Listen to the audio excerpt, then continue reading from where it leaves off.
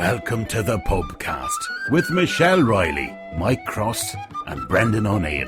Sit down and enjoy a pint. There's a county map to go in the wall, a hurl, a stick and a shinty bowl, the brick, the brack, the crack and all, let's call it an Irish pub. Welcome to the first official live version of the Pubcast. All previous episodes have been sort of a new housing or new home for our previous podcast called Boardwalk Breakdown. So this is our first. This is really episode 1 for us, even though it's like episode 13. So welcome, listeners. Yeah. So I'm here with Mike and Michelle, and we finally got together. We're sitting here just after the opening of the NFL season, and our Bears did not look good. Don't get me started. Don't get me started. Rough day for Chicago. For Chicago. So I want to talk about one thing that I saw 2 days ago that made my head spin driving in my car. In my neighborhood, by the way. Really? Driving around, about to go to work or on the way to work. And I saw there was 3 bikers, in their 20s or whatever, on their bikes heading to wherever. And they were kind of swerving back and forth, and just an odd display of bikesmanship. Let's just say that. Cyclemanship. I'm making up that word. Cyclemanship. Cycleage. And so I'm like, what is going on with this girl? Why is she... It was a girl and 2 guys. And I look at the girl, and she is riding her bike holding a selfie stick with her iPhone or whatever on the end of it, trying to ride and take a picture or video of her and her friends during their trip. What street was this on? I know! It was on a little residential street. It was in my neighborhood, but... Okay, well that's different. It's not on, Wait a second, no. like a Northwest Highway. These selfie sticks it's not about are a menace. Okay, and you know what? One of the first things I was going to bring up about this trip to New York was people walking through the streets of New York with those fucking selfie sticks. I think as a prerequisite for owning one, you should have it lodged in your ass prior to using it. That sounds about right. It's a natural holder. Yeah, and they drive me insane. Well, I gotta believe... They jumped the shark already, haven't they? Aren't they Definitely. already waning in popularity? Well... Hasn't there been a terrible, horrible backlash against the selfie stick? Yeah, they're not allowed in enough. Disney. Obviously not enough. Yeah. Because people are still using them. I've got to think that they're the scourge of the American tourist, right? They're just everywhere with Americans. Yeah. The most recent scourge of American tourists. Yeah. Yes. Right. Nailing it. So to that, Mike, tell us about your trip back east. I want to hear some details. Yeah, on I can't wait. what happened. Can we frame this up a little bit? Sure. So what was the purpose of the trip? So the purpose of the trip was my cousin Henry's son Kevin was getting married. So we're at that stage of our life now where next generation is going through the wedding process. So caravan of Chicagoans, us lowly Southsiders, made our way to the East Coast. We chose the Griswold Path where most flew. Wow. And loaded up the truckster, hit Pennsylvania, did the Poconos. That looked great, by the way. Yeah, and the Poconos, oddly enough, they're a place that would be valuable to visit if you want to ski. And did the mountain coasters and did some zip lining and a ropes course. And then how great was that zip line? The 4,000 footer was really interesting because you're on a platform outside of a mountaintop bar or lodge, and you're out on this platform and you have to go out and there's a door and you have to put your feet against it, so you're kind of swinging on the line and your feet are on it, and they just drop the gate and you go. So I'm out. I'm already out of this conversation. Listen, first of all, if you had to actually physically just step off that platform, probably 90% of the people couldn't do it because you're 200 feet off the ground. Yes, Wow. I am one of those people. Yeah. So with the door mechanism, it was kind of cool in that they drop the door and you're gone. And within I like can't even do a tow rope or a chairlift, so this is not yeah, happening. this is definitely not happening for Michelle. But you're going within like 50 or 60 feet. You're going 65 miles an hour, Oh my God. and you're 200 feet up. Wow. And there are points where it's exhilarating and points where it's like, holy shit, I'm gonna die. But the best was it was not your typical zip line, like you're hooked with one line and maybe one safety. Yeah. There were multiple safeties, multiple hookups, and you're 4,000 sitting. feet. I mean, how long are you on this zip line Oh, it's for? like- 5 minutes? It's like 90 seconds, but Oh wow. I don't. No, but the reality is 4,000 feet. You know, you go on these zip lines. You're moving You're not quick. even thinking about how much time you're on because you can see the other end. Yeah. When you go off on this one, you can see the other end because there's a 40 by 40 foot garage at the bottom. Otherwise, you wouldn't be able to see it. You'd just be like, all right, I guess it never ends. But it was pretty cool. Maddie and I did it. Will could not do it because he was too small. There was Oh, a too bad. 75-pound minimum deal. So the O'Neill boys, the entire O'Neill crew could probably have at it. But I don't know if Allison would do it. I think it might Dina- just be the boys. Yeah, Dina definitely didn't want to do it. So it became a two-person. And it's what's crazy about it is they start you off and you're at this main building down at the bottom of the mountain, and they put you in a bus, and then you have to take the bus, and then you have to take a chairlift, and you're carrying around all this gear. Yeah. I mean, it's attached, strapped to you, but Yep. it's like 50 pounds, and the whole ride up on the ski lift, that's all you're thinking is I'm gonna fucking die in the Poconos, right? I mean, I'm gonna go down this thing and it's gonna snap off, and I'm gonna hit the ground going, 85 miles an hour.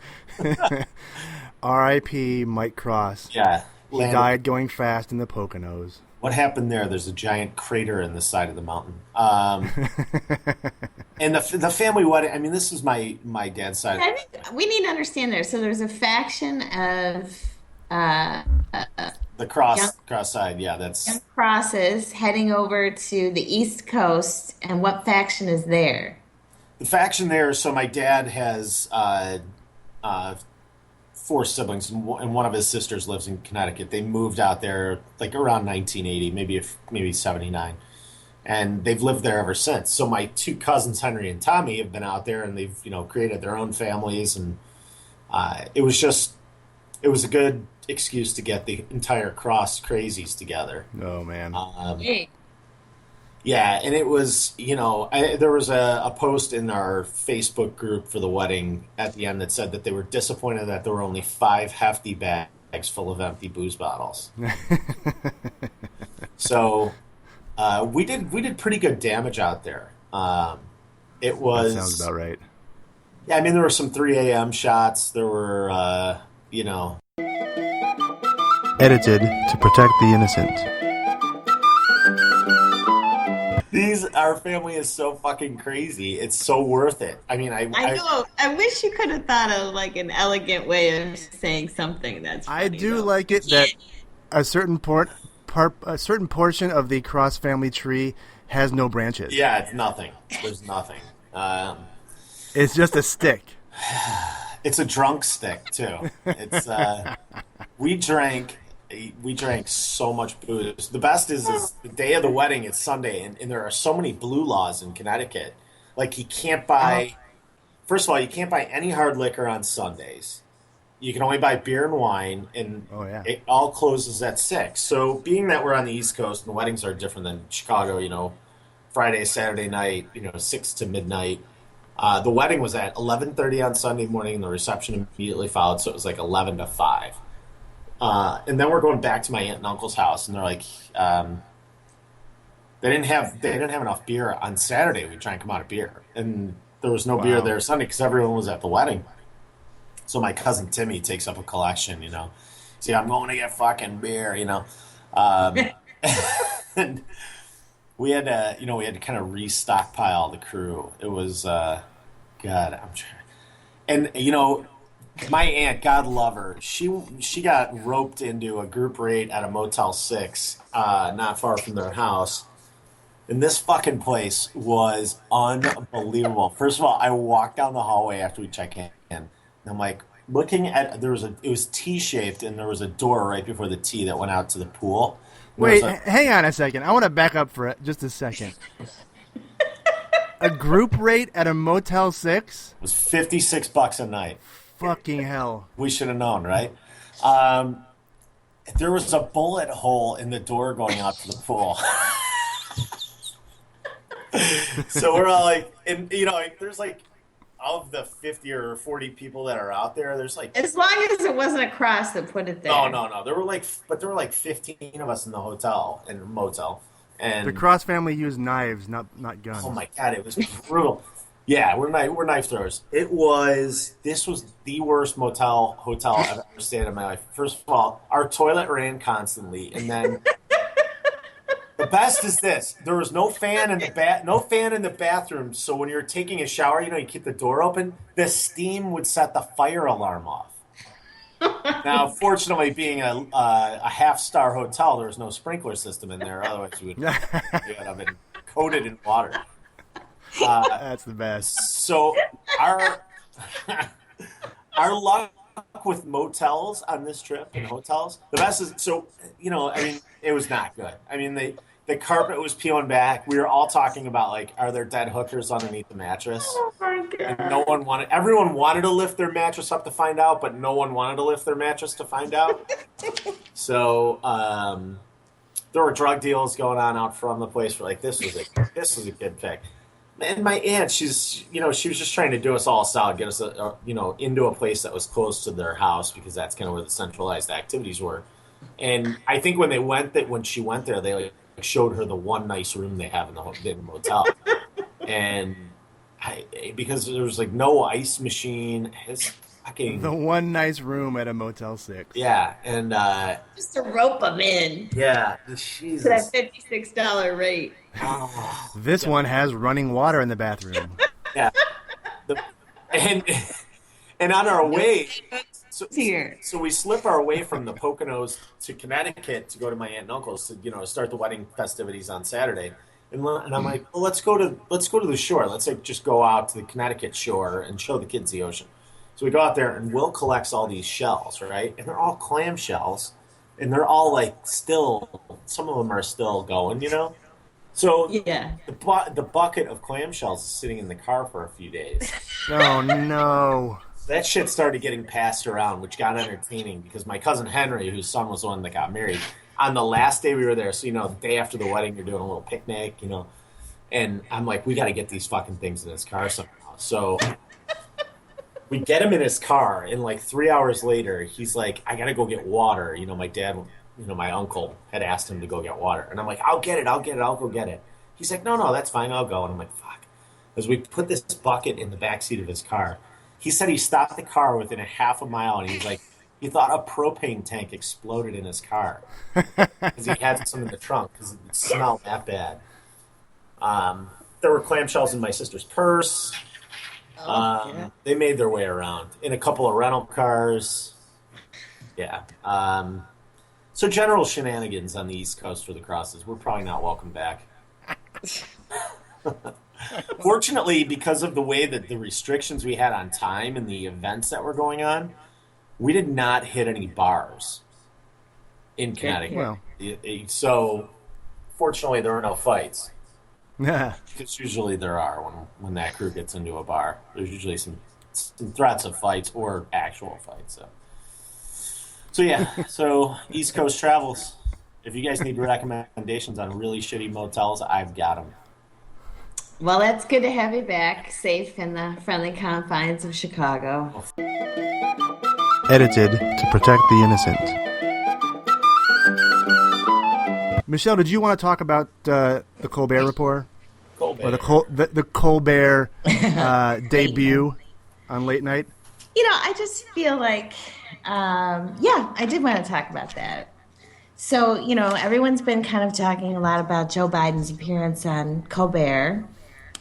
And I think it's interesting to debate whether, is he going to get in? Is he not going to get in the presidential race for 2016? And that's certainly a conversation that's kind of dominating this right now. But I actually think it's more interesting to think about how late night chat show paradigm might change in kind of an old school way with Colbert and even to a certain extent Fallon.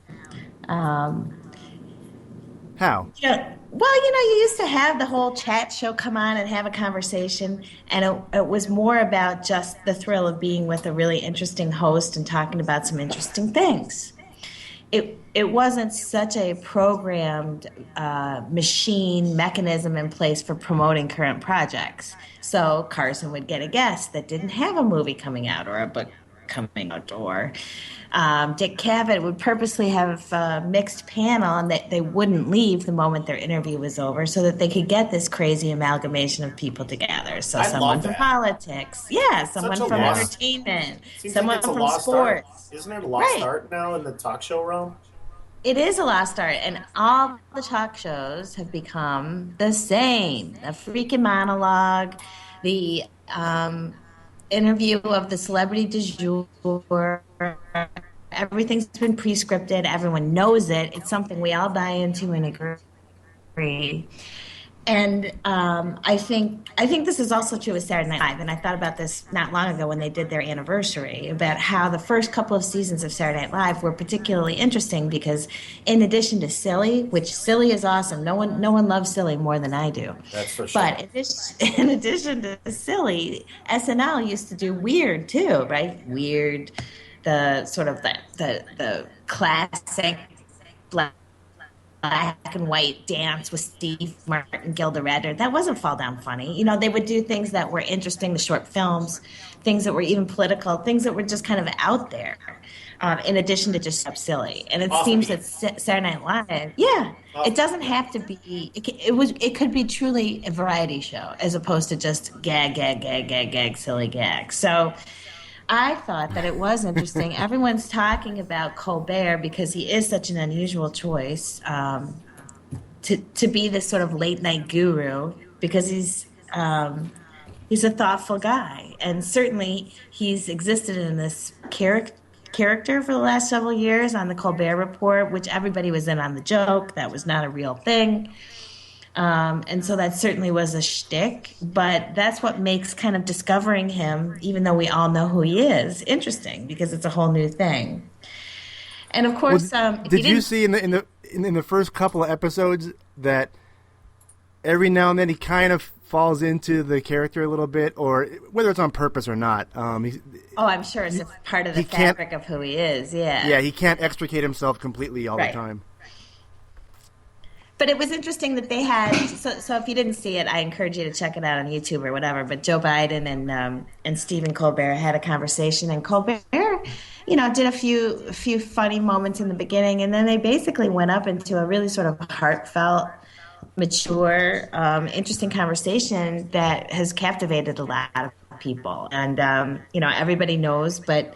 Both of these men have had a lot of tragedy, and Joe Biden's son, Beau, recently passed away from brain cancer, and it's quite clear that the vice president is still very, very emotional over this situation, understandably. Understandably, yeah, definitely. And but then you're reminded that this guy's had tragedy upon tragedy upon tragedy throughout his life, where his wife and his daughter were killed in a car accident.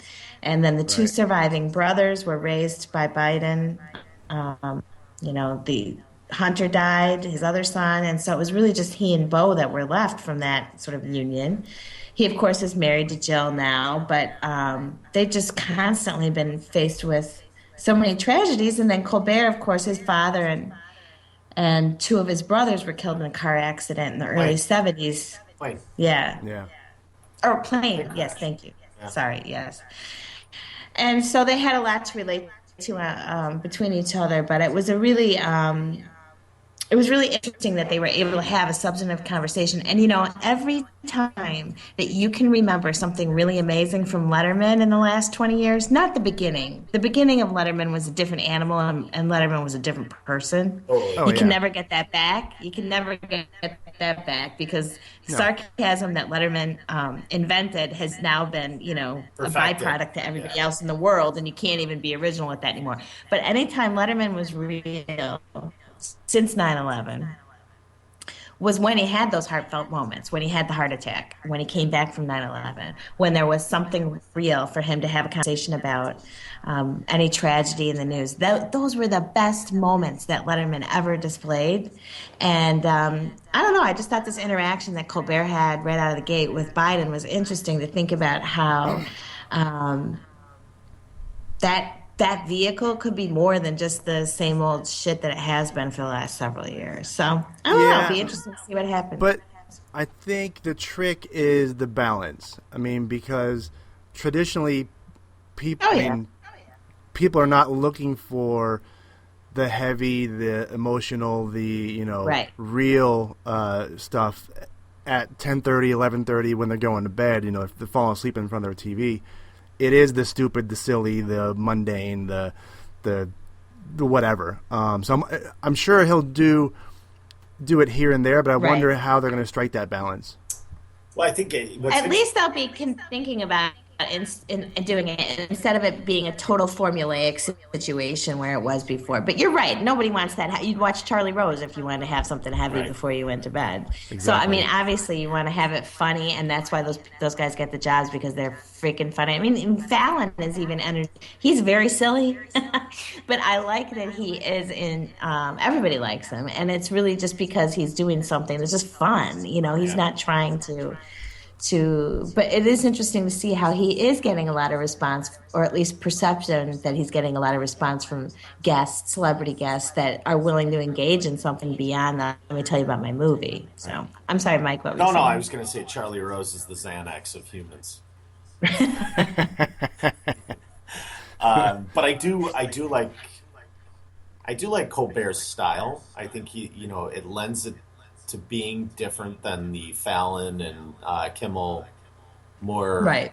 And I don't want to say those guys are shticky because they're not. I actually like all their styles. They're just different. They're all different. But I think it'll be a viable alternative to, the Justin Timberlake, Jimmy Fallon mashup, like the history of rap, which is a segment that they killed it again last week, right?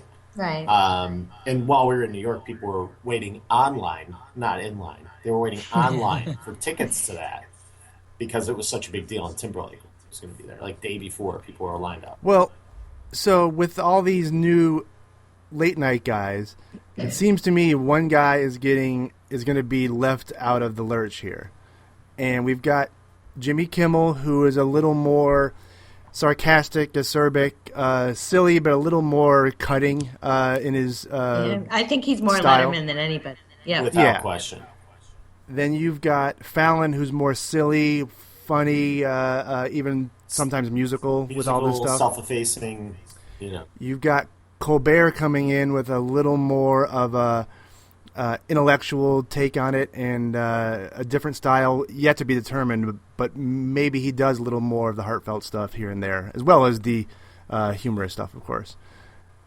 Where is Seth Meyers? Where does he fall in all this stuff? I don't think he has an audience base yet, or a style yet. Well, I think it's interesting. I'll be honest with you, I don't watch Seth Meyers. He's, first of all, way too late for me. But I don't have time to even watch him on reruns or anything. But I have actually been reading a bit about his progress, and I guess that he just on a dime changed his format. He dropped his monologue, right, and went to the Weekend Update paradigm where he sits behind a desk. And I thought, well, there you go. Why not do something that suits your personality and that isn't necessarily the same shit that everyone else is doing, same formula. Right. Well, is that a sign that the formulaic approach between Seth Meyers going down this road and Stephen Colbert coming in, and he's going to be different? You'll still have Fallon. I guess Conan's still doing Carson, right? Yeah, pretty much. I mean, Yeah. Conan is just like such the formula. You can do it by Yeah, clockwork, it's Oh, paint. it's 10:07. It's time for a commercial. Yeah. Yeah, it's paint by numbers over there. But you know what? With that Yeah. said, I do like Conan. I do too. Yeah, I mean, I don't think there's any of them like when Carson was on. I was always the, it was Oh, come on. Who dry. didn't love Johnny Carson? Come on. Me, I liked Oh, him. I I preferred like Letterman, but I liked Carson. I was more of a Letterman person than a Carson person. Yeah, me too. But still, come on. There was nothing not to like about Well, Johnny it wasn't that I Carson. didn't like him. It's just that it was like if it was on, maybe I'd watch it, maybe I wouldn't. It wouldn't be like Letterman, where when we were in Right. high school, Letterman was. Well, he wasn't us. really speaking to our generation. Exactly. Yeah. I mean, So it was- Steve Allen was on. Yeah. Yeah. Yeah, it was the show our grandparents watched Yeah. and our parents. So So what do you think, Michael? You think Biden's going to get in the race? I don't know. It's interesting. I first of all, this crop of all of them on both sides, Oh, God. it's like, I mean, I'm looking. mess. It's going to be. It's going to be a fun. What's it going to be? Is it going to be a year? It'll be 13 months, 14 months. It's going to be a roller coaster because there are so many whack jobs on both sides of the fence. I just wonder if they're going to wrap this thing up in a ball and give it to Hillary, which I don't like. I have to say that this is so. Here's my take on that right now. So Hillary's the front runner because she was the only runner. The media freaking Right. goes into a spiral on this shit that's so meta they can't even get their own head out of their own ass. So that's number one. And second of all, every primary your mind doesn't remember, but there are so many wackadoos in every primary. Remember when John Edwards was going to Oh, be God. the next president of the United States? It was a fucking lie. He was It was a lie. He was going to hold that office down with his pregnant girlfriend on the side, right?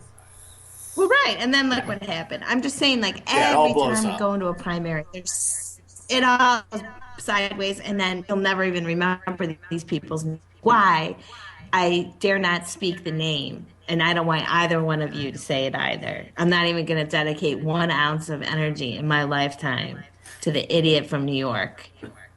I think he's a So we're blast. moving on. I think he's a blast. I won't say his name, but I can't do it.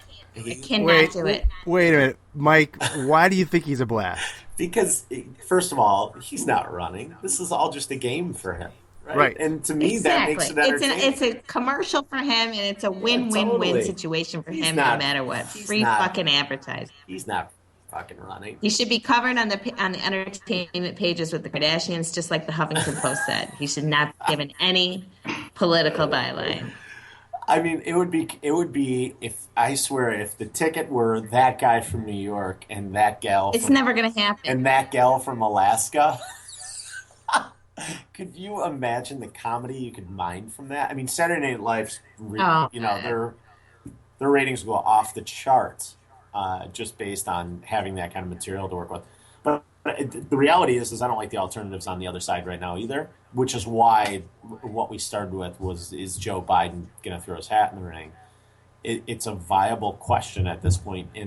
There's no great alternatives. Well, I mean, and Uncle But you guys, let's go back to the whole Hillary thing, though. Let's quite honestly, I didn't vote for Hillary the last time. Listen to me. I'm going to say this as clearly as I can. Hillary is smart. Hillary is capable.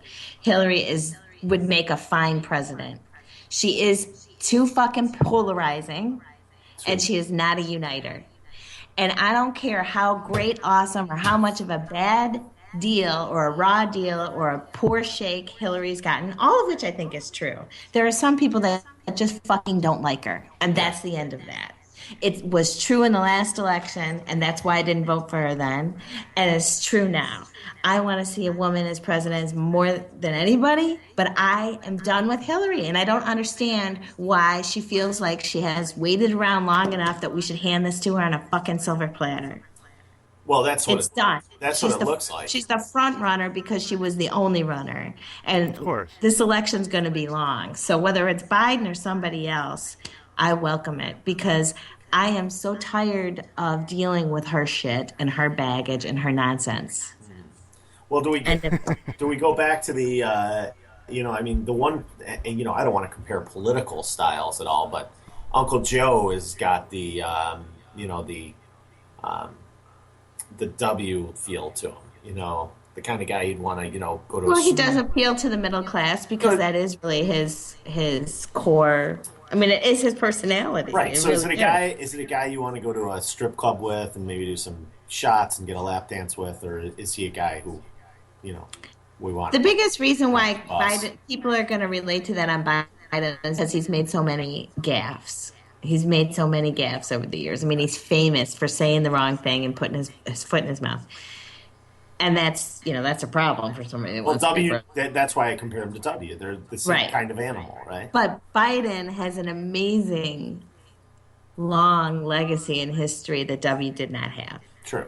Biden has been serving this country that's true. for about 50 years longer than W has. Yeah. He's the fucking vice president of this country for 8 years. Pretty good. That's a pretty good resume right there. But I don't like the George W. Biden thing of that's a guy I can have a beer with. Yeah, I don't want to I don't want my president to be a guy I can have a beer with. And I want him to be smarter than that. I want him to be smarter than me, smarter than everyone, and do the right thing. I don't want a knucklehead who can hang out at the pub.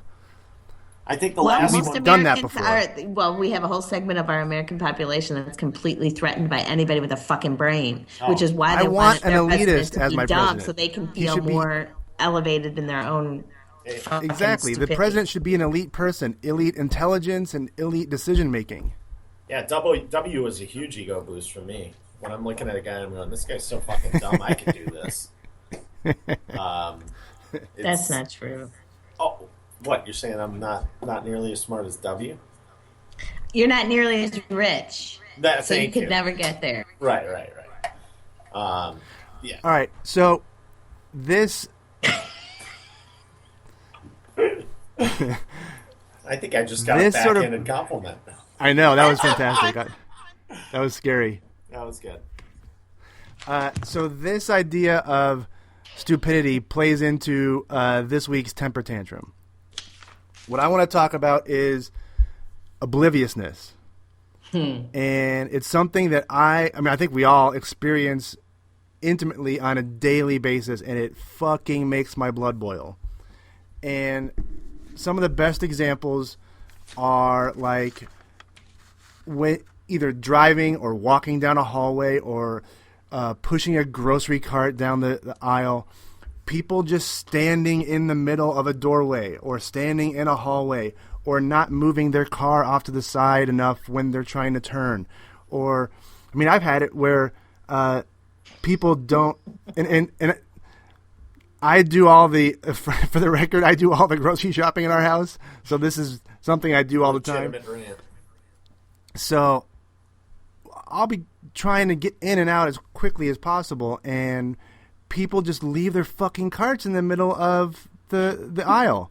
And so I will just grab their cart and push it away and then go through, and people get mad at that, of course, and I get into a confrontation at the grocery store constantly. Yeah, I love it. Or I will bash people's carts out of the way or whatever. But the idea that people don't understand that other people are there trying to do their business.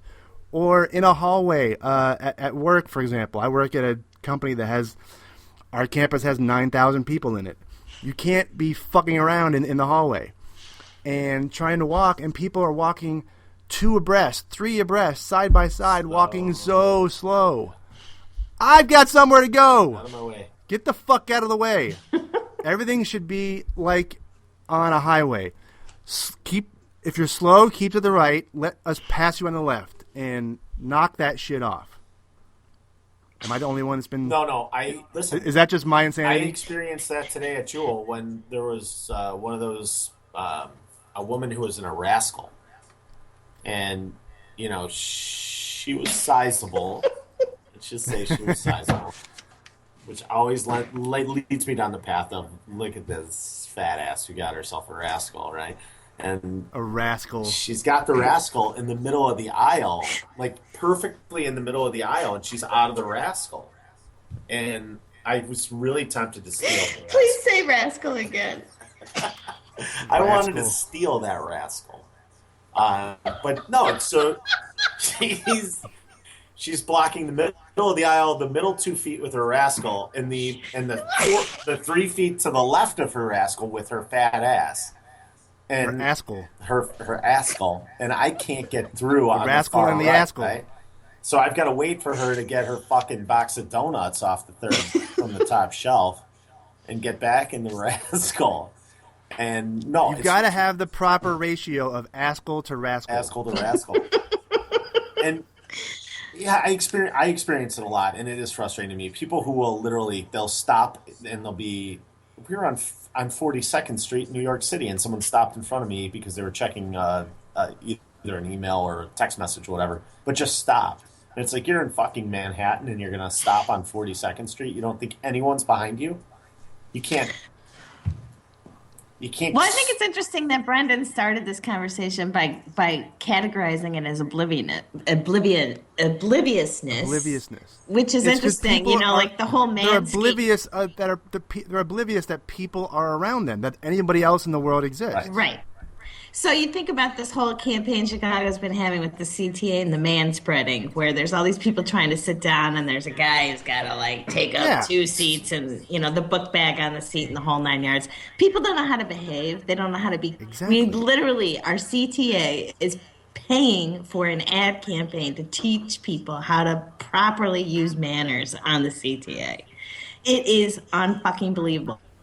Not only that, it just goes into so many other things. I mean, even with this James Blake story with the mistaken identity, where he gets accosted by the police officer, and after the video was released, you know, there's so many people saying that guy didn't even look like a cop. He looks like he's getting mugged, quite frankly, because he didn't have a uniform on. And look at all those people are just standing there, not even noticing that this man who was just standing up against the wall is now being accosted on the ground. I would much more have likely assumed he was being attacked or mugged than to think he was being arrested, because it certainly didn't look like that. And as we now know, the guy never gave him any Miranda rights either. So, of course not.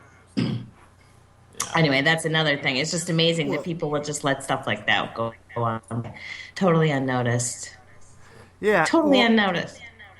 And so one of the main culprits for this obliviousness thing that I'm seeing, which rightly so, I think I understand it, but I don't like it, is what I'm going to call the 14-year-old girl. And there's other. I mean, boys do it too, but easy there. I run into it. I know, 14-year-old girls. Jared, on the 14-year-old So you're walking down whatever aisle, a sidewalk in a city or wherever, and you get 1 or 2 14-year-old girls who are doing the side by side, 2 abreast, taking up all the space, walking by, and I'm coming down, almost walking into the street. And I still can't get by him. And I've set in my mind a couple years ago, I'm no longer moving into the street for anybody. If this happens, I'm hitting them. They're hitting me. And so I am now like a walking roadblock for anyone smaller than me. And I'm taking people out with hip checks left and right. Because I'm not doing this anymore. Look at that. The Irish guy's resorting to violence. Not violence. I'm just walking. I'm getting out of the way as much as possible, but I'm not walking into the gutter because you're not fucking paying attention. I don't have a problem with that, frankly. I think you're perfectly well within your rights. I would just be careful not to, like, face plant the 14-year-old girl. No, it depends who it is, of course. Yeah, of course. If it's a 300-pounder on a rascal, then there's something different. There you go. Yeah, you guys, how fucking great is to sit next to Kim Dave's Twitter handle? It's awesome. It's one of my favorite things I've ever seen. Are you guys being funny? No, I love it. The Twitter handle? Yeah. It's not the funniest thing. I love it. No, I love it. The I sit next to Kim Davis Twitter.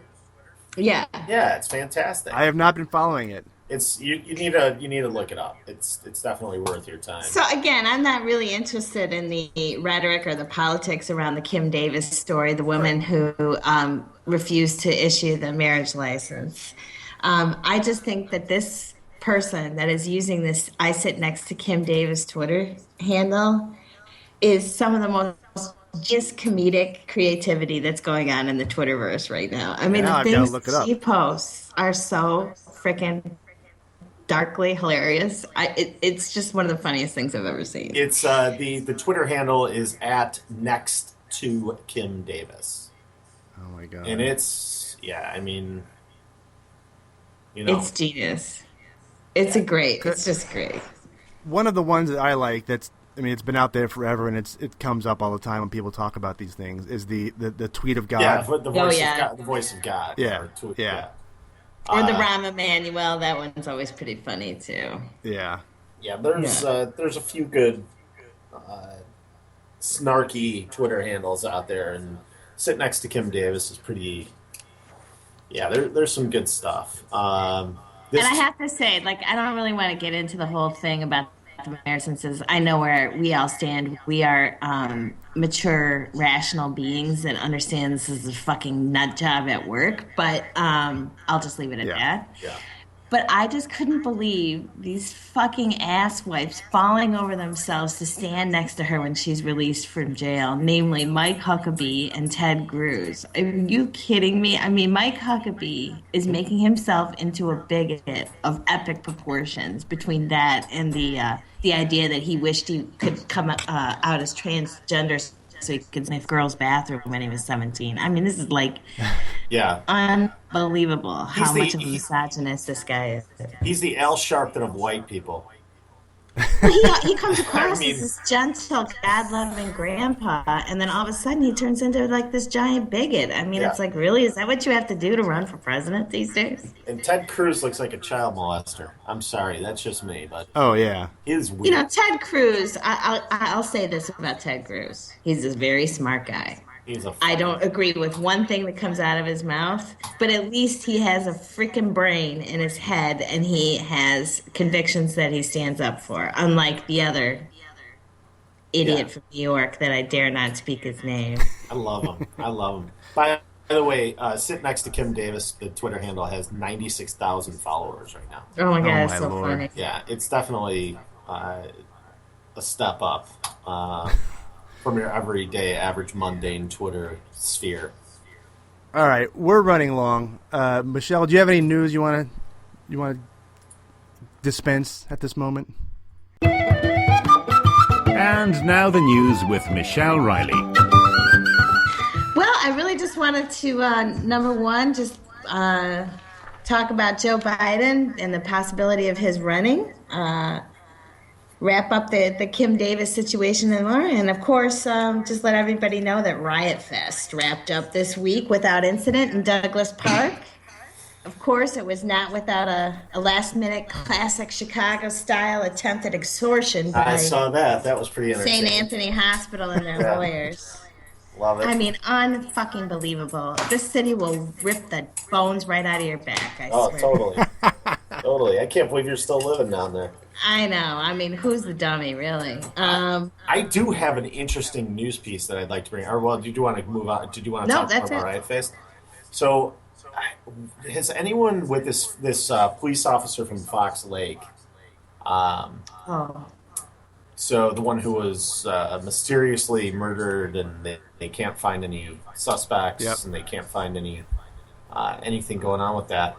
A former Chicago police officer has now he's being held in part of the investigation because he threatened the Lake County coroner, demanding that he make this the death a suicide, which is like the weirdest thing. And this guy has no connection to the case at all, or does he? Because that whole thing is such a mystery. And for anyone who might not be in the Chicago area, who potentially could be listening to this, a police officer alone in a squad car makes a call to dispatch saying he sees three strange suspects wandering down a street. There's no dash cam video, no radio calls, nothing, and he's found dead. So now this former officer, Joseph Battaglia, is being charged with disorderly conduct for making these threats to the Lake County coroner around demanding that he make it a suicide on the death certificate. So, a couple things that just kind of clearly popped to mind are, what in the hell happened that they have absolutely no information around this killing, one, and two, where the fuck would you get off calling a coroner if you're not even a cop anymore? First of all, he's a former cop, and he's threatening them about faking the death certificate or putting the death certificate out there as being something that it isn't. I just find this story to be amusing, not amusing. I think one of the last people I would ever threaten would be a coroner. I think they can get rid of you. Yeah, they know how to handle their business without being traced and tracked, and one day you're there and one day you're gone. Yeah. It is interesting because, it's awful. This is just awful that this man is not with us anymore, so I don't want to trivialize what the story is. But it's interesting that obviously if this was a murder, it was probably done by somebody that was very professional because they can't find any clues, right? That's nothing. And then to threaten the coroner is like the definition of unprofessional or just bush league amateur hour. He was, if anything, it seemed like he maybe was trying to intimidate. What would be the benefit of calling it a suicide? Just not having a murder investigation? I guess. Does there have to be a tie to this guy somehow? I would think there is. What was the guy's last name? Murphy? Sullivan? What was it? Yeah, right. Don't start that. The guy who's making the threats, oddly, his name is Battaglia. Oh. No. In the Chicago area? Yeah. It's kind of an odd coincidence, right? I don't know, this whole case. That's interesting. It's he also threatened someone on the Lake County Major Crime Task Force about this as well, demanding that they. So not only was he going after the coroner, but he was going after other cops. And cops are really, really receptive to threats. They love it. Just ask them, you'll get to see the business end of a nightstick. I think this will get bigger and bigger, and it'll get national attention when it becomes a mafia hit. Oh, yeah. There's no question. No question. Fellas, there's no mafia anymore. There's no mafia. I was told that this weekend by someone. I was told that that doesn't happen anymore. Mikey, that does not go down. Okay. Tell you what, we're just going to agree to agree. Sure, that's fine. I'm fine totally with that. good There with is that. no mafia. There never was a mafia. Totally I don't good. even know what you're talking about. Oh, good times. What else? All right, well, let's wrap this up. This is the end of the first episode of hopefully more podcasts. We will improve. I'm sure we'll get better. There's a county map to go in the wall of her. Let's stick in a shinty bowl, the brick, the brack, the crack, and all. Let's call it an Irish pub. Caffrey's hard, Kilkenny, a pound, the Guinness, pint, a cabbage, crap. The I don't wanna be paddy track. We'll call it an Irish pub. While all be fucked to smear upon the holy book, the only crack you get is a slap in the ear. While all be fucked, I'll often burst your filthy mug. If you draw one more shot, I'll give me beer.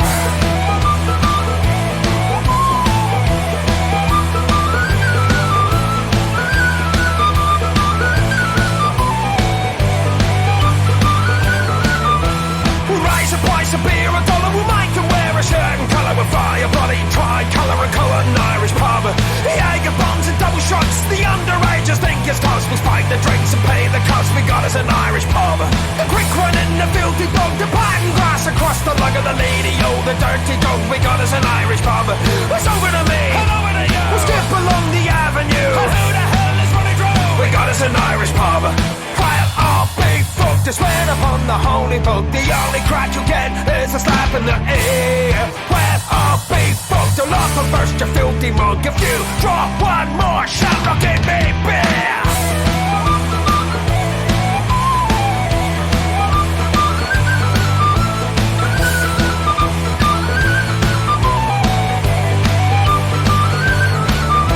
Plasma screens, neon lights, carry fog and oaky nights. The bouncers, they can pick the fights, we'll call it an Irish pub. plastic cups are polished for all. We'll hose the blood right out the door and let the knuckles back for more. We got us an Irish pub. While I'll be fucked, you swear upon the holy book. The only crack you'll get is a slap in the ear. While I'll be fucked, I'll up and burst, you filthy monk. If you draw one more shot, I'll give me beer.